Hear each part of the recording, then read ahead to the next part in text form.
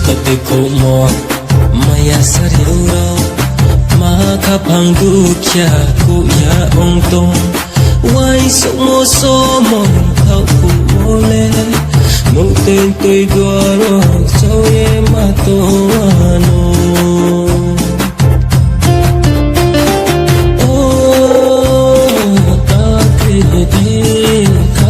Raudi sorgo zayon kau sosna ye sorgo samchuri kaya mono na ye hinga ta crosidi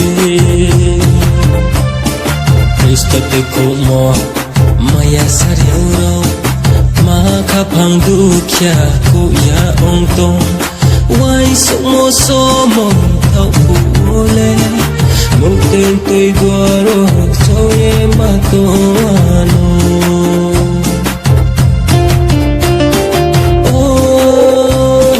takidi kaperaudi sorgo zayon kau sosna ye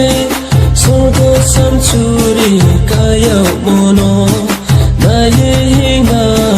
ta crosidi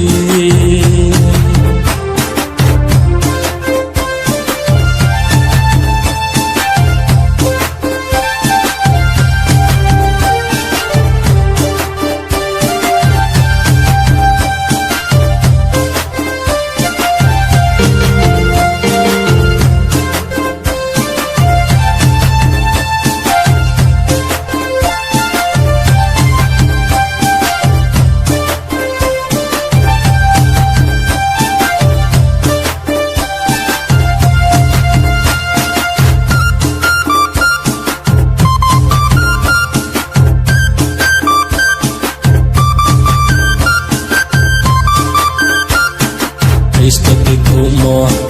maya sariuro maka pangdukia kuya ongtong wai somo somo kau kuole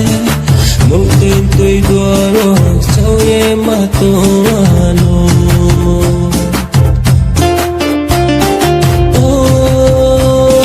takidi kaperaudi sorgo zayon kau sosna ye sorgo samchuri kaya mono na ye hinga ta crosidi